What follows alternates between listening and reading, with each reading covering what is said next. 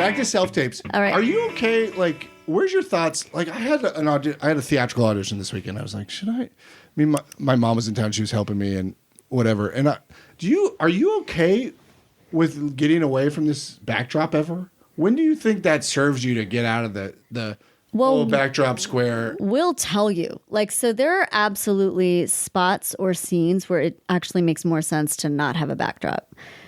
What I will generally say is like, let's say it's a scene where you're brushing your teeth.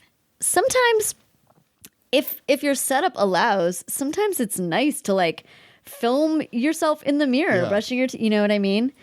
In your bathroom, or sometimes if the scene is you watching a movie, snuggling on the couch, like with your partner watching something, it's nice. It gives the scene a sense of life and ease. Yeah.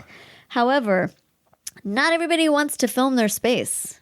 And like, I'm very sensitive to that. So I'm always like, if it's a self-tape, what I would say is, if it makes sense for you in your space to film this, you know, in front of your actual television, or you're a gamer and so you're like sitting on your couch gaming, that's a scene that would make sense to do, you know, in your living room or in your bedroom or whatever.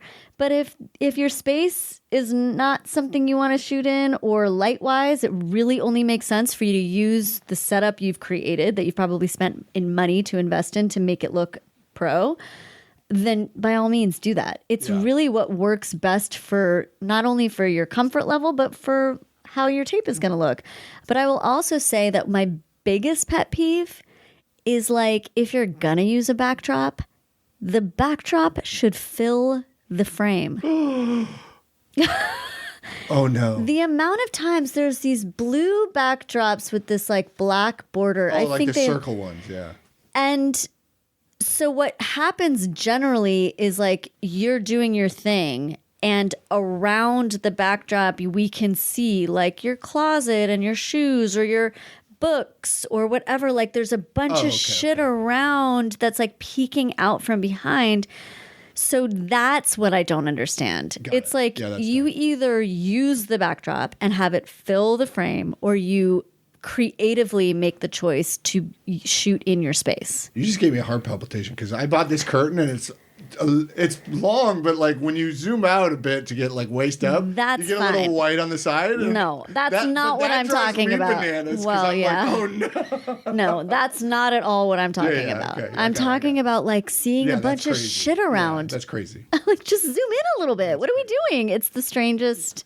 Let me put this out here because this is why I ask about this. It's like you had mentioned earlier, sort of in passing, like maybe I'm not doing something to an audition or whatever. And like back to Severance, I heard on the Severance podcast, Britt Lauer got Helly doing the first intro scene, and she was lying down on the table in the intro scene, and she did that in her bathroom.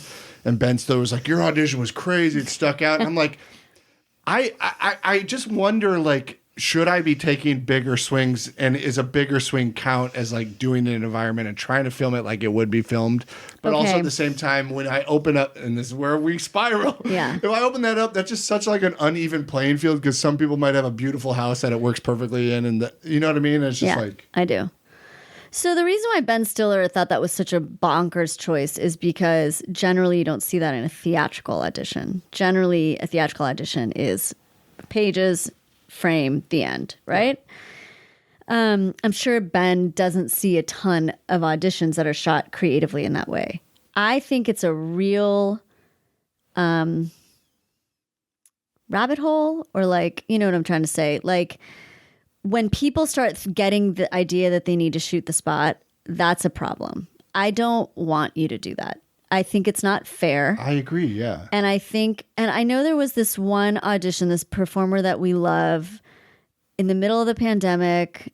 His audition kind of made the rounds because the casting director was like, "This is how you book a spot."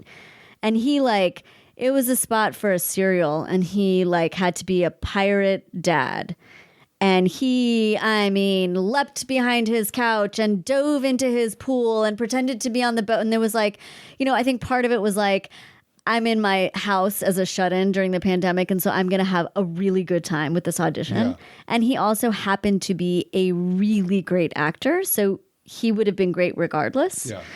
But that audition was passed around as like, this is what you should be doing. That expectation is ridiculous. I agree. And I think it's a mistake. And then I think people then rely on gimmicks to book spots That's as exactly opposed where I'm to... at. Yeah. Yeah. So I trust shouldn't your do it. instincts. So No. stay true. Be the change you want to see.